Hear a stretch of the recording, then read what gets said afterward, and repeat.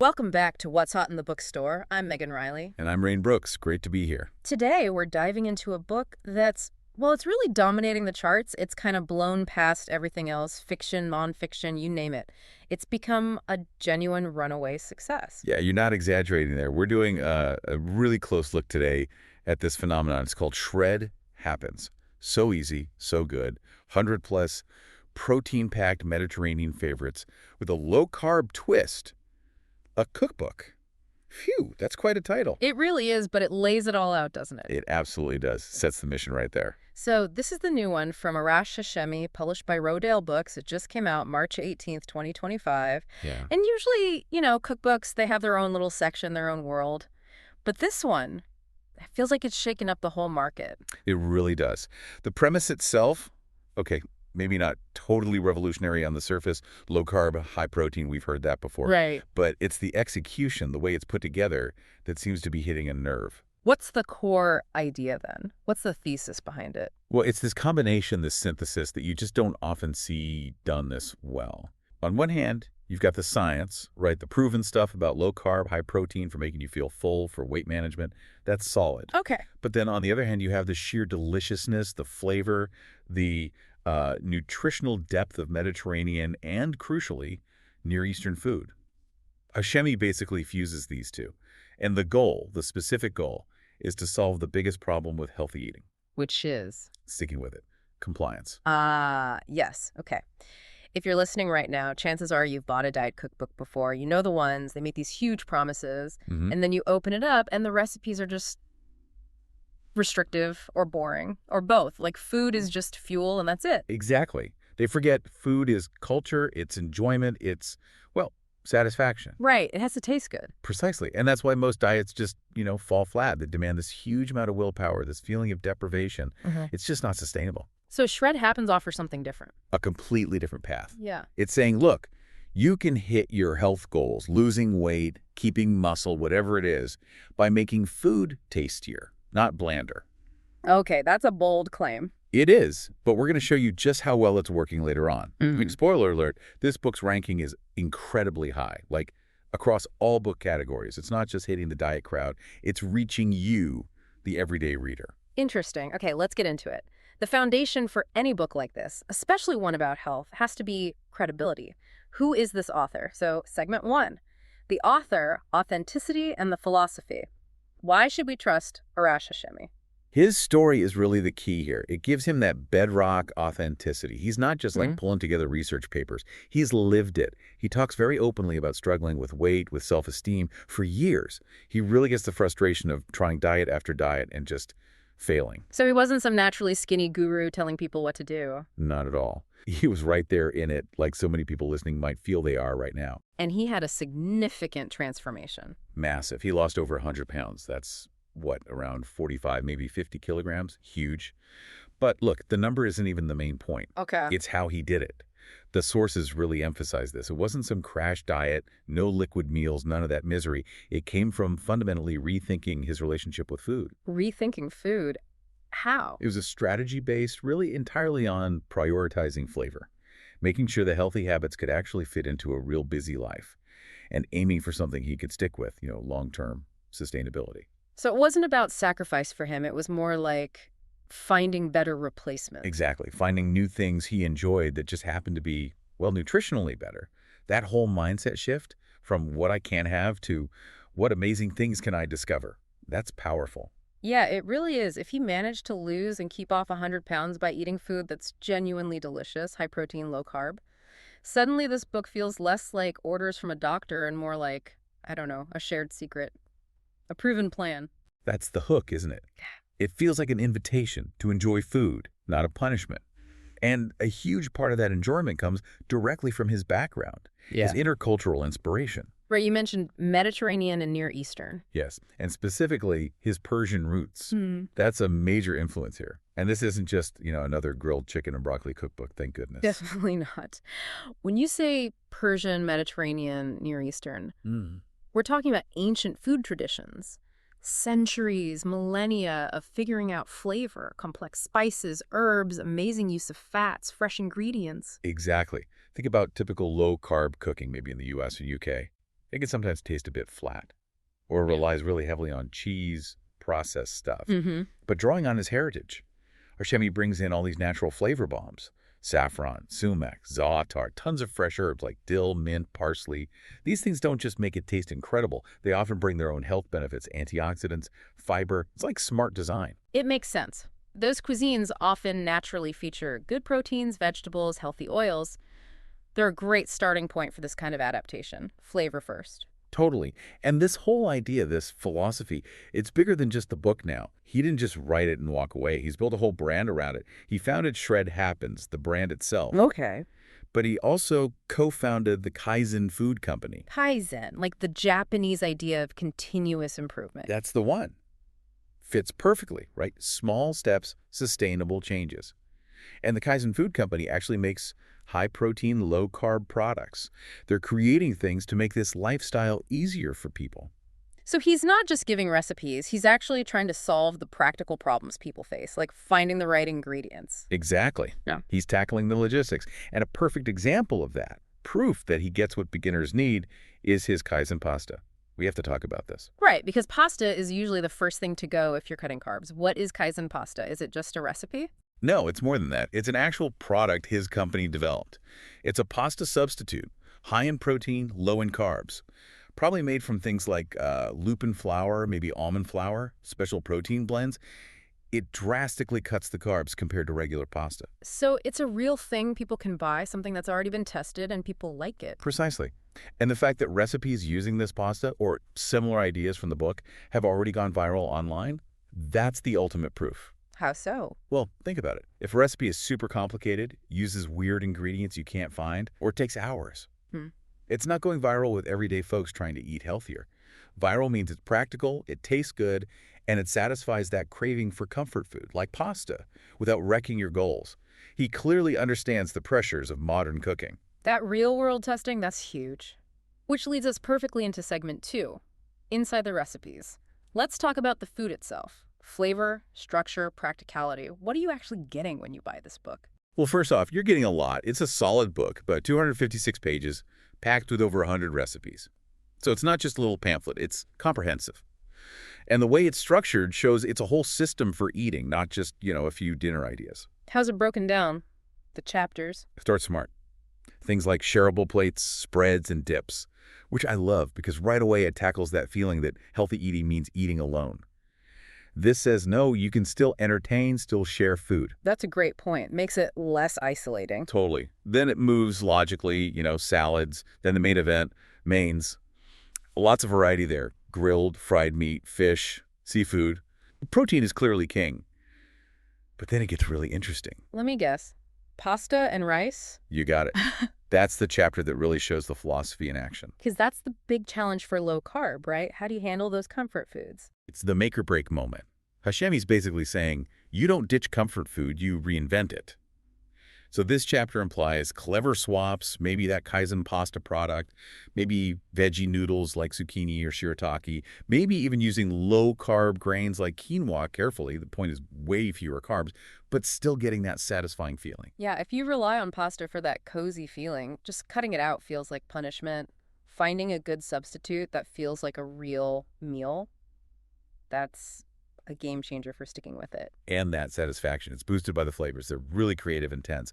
The source material points out some dishes that sound honestly gourmet, but doable at home. Ooh, give us examples. Let's picture this. What kind of savory dishes are we talking about? Okay, how about spicy walnut jumbo scallops? Sounds good. Right. Scallops are lean protein. Walnuts had healthy fats, great texture. And spicy tells you he's using impactful spices, maybe chilies, way beyond just plain seared scallops. Okay, I like that. What else? Or lamb koftas with dill yogurt. Lamb is rich, satisfying protein. Kofta, that spiced meatball style, means flavor all the way through. Yeah. And the dill yogurt sauce, that's classic Mediterranean, Near Eastern, cool, tangy, balances the richness. Perfect pairing. You mentioned sauces before, too. Like, they're a secret weapon. Absolutely. They make the difference between meh and wow. The book apparently features fantastic, versatile ones like Zug and Chamula. And we should probably explain why these are awesome, not just for taste, but for health. Yeah, do that. Why make Zug instead of grabbing, I don't know, a typical bottled barbecue sauce? Okay, so your average bottled sauce. often loaded with sugar, high fructose corn syrup, cheap oils, just empty calories, maybe inflammation triggers.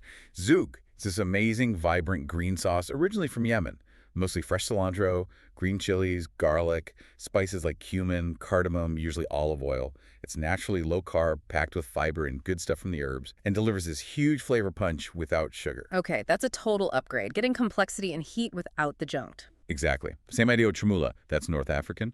Again, tons of herbs, cilantro, parsley, plus preserved lemon, garlic, olive oil, spices like paprika or saffron. It's this intense, bright marinade or sauce. Makes fish, veggies, anything taste incredible. Using these authentic, powerful condiments is what makes the whole thing sustainable. You actually want to eat this food. Okay, now for the part that always gets my attention, and I bet a lot of our listeners feel the same. Desserts. If a plan says no treats ever, I know I won't last. So the fact that Shred happens as a whole dessert chapter, that feels significant. It's the ultimate proof that this isn't some rigid, dogmatic diet. Hashemi gets it. You need to satisfy that sweet tooth sometimes for this to be livable. But these aren't just tiny slivers of normal cake. They're clever. The examples sound amazing. Lemon ricotta crepes, baklava pancakes, wild blueberry bliss labneh cheesecake. Seriously, baklava pancakes. How do you make something like baklava low carb? Or crepes without all the flour? Right, that's where the food science comes in, meeting the high-protein focus. He's likely using things like almond or coconut flour instead of regular flour for the crepes and pancakes, and probably boosting them with protein batters like whey or casein for structure and obviously protein. And the cheesecake, using ricotta and labneh. Genius bases. Labneh especially. It's basically super strained Greek yogurt, gets really thick and creamy like cream cheese, but naturally way lower in fat, much higher in protein, so you make a cheesecake with that. It's incredibly filling because of the protein. It uses natural sweetness from fruit or maybe a non-caloric sweetener, no sugar bomb. Yeah. That wild blueberry bliss labneh cheesecake. Perfect example. Max satisfaction, minimal metabolic hit. Wow. The message really is you're not giving up favorites, you're getting smarter, healthier versions. Exactly. It tackles that feeling of loss head on, which, like we said, is probably the #1 reason people quit healthy eating plans. Okay, so flavor.check, variety.check, smart structure.check, but none of it works if you can't actually do it in a busy life. Practicality. How does the book score there? This might be the biggest selling point for most people. Shred Happens really emphasizes speed. A lot of these recipes, like a lot of them, are designed to be done in 30 minutes or less, start to finish. That 30-minute mark is key, isn't it, psychologically? Any longer, and you start thinking about commute time, chores, collapsing on the sofa. And the takeout apps start calling your name. Exactly. Yeah. If you want to eat healthy long-term, you have to beat the convenience of takeout. Healthy meals have to be quick. And the book seems to manage this with clear instructions, simple ingredient lists, fast cooking methods like grilling or searing, and crucially, using those make-ahead powerhouses like the Zoug or chermoula. Make a batch on Sunday. And you've got instant flavor boosters all week. Cuts down prep time massively. Right. It makes it a tool for daily life, not just a weekend project. That's the Kaizen thing, against small improvements, making it easier. Minimizing the friction makes sense. If a great meal takes less time than ordering delivery, the healthy choice becomes the easy choice. That's the win right there. Daily compliance. Okay, so the author's story checks out. The recipes sound amazing and practical. What's the verdict out in the real world? Let's get to the objective proof in segment 3. Market validation, reviews, and key takeaways. Is this actually selling? Oh, is it ever? It's been a massive hit. And first, the book itself, people mention is beautifully done, good design, lovely photos, clear layouts. You know, a cookbook you actually want to have out on your counter. It's inspiring. Aesthetics matter. But the numbers, the rankings you teased earlier, this book came out March 2025. What's happening now? The numbers are pretty staggering, honestly. Right now, its overall bestsellers rank is number 16. 16 in all books on Amazon. Yes. Pause on that for a second. This isn't just #16 in cookbooks. This is competing against everything. Huge novels, biographies, history, you name it. To be in the top 20 overall, that means this book is broken out of the health niche. It's got genuine mass appeal. Wow. That says people aren't just looking for a diet book, they're looking for this specific approach. Flavor, health, speed. And the category rankings nail that down even harder.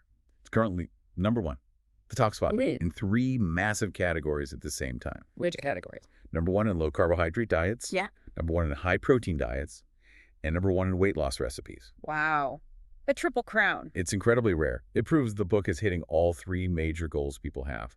Cut carbs, boost protein, lose weight. It's like the market is saying this is the leading way to do all three right now. It completely backs up that whole synthesis idea we talked about. The Mediterranean, high-flavor, high-protein model is winning, according to buyers. Their wallets are voting yes, absolutely. Okay, so the market loves it. What about the actual users, the people cooking from it? What are the customer reviews saying? Overwhelmingly positive. Really detailed, too. It's holding a strong 4.5 out of 5 stars. And that's based on nearly 1,200 reviews, 1,189 last check. So a really solid sample size showing consistent satisfaction. And what specific things are people praising in those reviews? They basically echo everything we've discussed. People love that the recipes are versatile, that they're genuinely easy to follow. They mention the speed, quick to make, especially if you do a little prep work beforehand. And they love how it looks, the photos, the inspiration factor. Any standout comments? Anything about health results? Yes, and this is powerful. The sources highlighted a specific comment from someone saying the book directly helped them manage their diabetes. Really? Yeah, that takes it beyond just lifestyle. It shows the nutritional approach, low-carb, high-fiber veggies, clean protein want. It's having real, measurable, positive impacts on people with serious health conditions. It's actually helping. And does the author's own story resonate in the reviews? Definitely. People mention finding the book really inspirational, saying it helped them finally prioritize their health after maybe struggling for years. His journey clearly connects and motivates readers. It's like a positive cycle. His story inspires purchase, the recipes are enjoyable so people stick with it, and sticking with it brings results. Exactly. Credibility, enjoyment, compliance, results. A virtuous loop. Okay, but we need to be balanced. For transparency, were there any downsides? Any critiques mentioned in the reviews or source material? Yes, there was one relatively minor but consistent point. It came up in professional reviews and some customer feedback. It's about the nutritional details. Meaning the book doesn't seem to provide super detailed calorie counts or exact macronutrient breakdowns like grams of fat, protein, carbs for every single recipe. So if you're someone who needs to track every single gram, maybe for medical reasons or serious bodybuilding prep, you might have to do those calculations yourself. That seems to be the case. And look, that's a fair point if you need that level of precision. But it feels like a deliberate choice. How so? How did the analysis frame that critique? It framed it as the book choosing accessibility and enjoyment over that kind of rigid, potentially intimidating tracking. Adding all those precise numbers can turn a friendly cookbook into something that feels like homework. It can paralyze beginners, the very people. So Hashemi seems keen to help. The goal here feels more about teaching principles. Eat good fats, lots of protein, fewer refined carbs, lots of flavor. Focus on the joy, the sustainability, not getting bogged down in obsessive counting. It makes it better for general healthy eating, for long-term lifestyle change. But hang on, let me push back slightly. If you're using rich ingredients, walnuts, olive oil, lamb, isn't there a risk people might overdo the calories if they aren't being counted? Doesn't it need some kind of guardrail? That's a really important question. And the guardrail, arguably, is built into the food itself. It's the high protein content. How does that help? Protein is incredibly satiating. It makes you feel full. If you eat those lamb koftas or the scallops, the protein naturally tells your body, okay, I've had enough, much more effectively than, say, a big bowl of sugary cereal or plain pasta would. Plus, using whole unprocessed foods generally means fewer hidden calories compared to processed stuff. So while the exact number might be missing, the quality of the food encourages your body's natural signals for portion control. It aligns with that Kaizen idea of sustainable living. Okay, that makes sense. It's about learning to listen to your body's fullness cues, fueled by protein, rather than just relying on external numbers. It's aiming for a lifestyle shift, not a short-term fix. Precisely. It's an invitation to eat well, intuitively, not a strict rule book. This has been fantastic, a really thorough look. So as we wrap up our deep dive into Shred Happens, so easy, so good. Let's just quickly recap the core value. Why should you, listening right now, consider buying this book today? I think it boils down to 4 main things, the reasons it's flying off the shelves. The recipes are genuinely new, exciting, and delicious. That Mediterranean and Near Eastern flavor profile is a game changer for healthy eating. 2. It's practical for real life. Fast recipes, accessible ingredients, it fits into a busy schedule. 3. The motivation factor. Hashemi's own story makes it relatable, shows change is possible step by step, and reminds you food should be enjoyable. And the crucial 4th point. 4. Those guilt-free desserts. You don't have to feel deprived. You get satisfying sweet treats without derailing your progress. That tackles the biggest reason people give up. It really sounds like Arash Hashemi has cracked the code, delivering the antidote to boring diet food, proving you can eat incredibly well, high protein, amazing flavors, and achieve your goals. He really has. And remember, the market agrees. Number 16 overall, number 1 in those 3 key health categories. This isn't just hype. It's a verified success, delivering verified results. So if you're tired of bland meals and complicated plans, if you want to start cooking delicious, protein-packed food that you'll actually look forward to eating, we strongly recommend checking out Shred Happens. So easy. So good. You won't regret it. And we've made it easy for you. The link to purchase the book is right there in the video description below this audio. Click it, get the book, and start your own journey. Get ready to actually enjoy your kitchen again. Absolutely. Well, thank you so much for joining us today for this look at what's definitely hot in the bookstore. My pleasure. It was great digging into this one. And to you, our listener, thanks as always for tuning in. We really appreciate you being here. And we warmly invite you back for our next What's Hot in the Bookstore deep dive. Until then, happy reading. And happy cooking.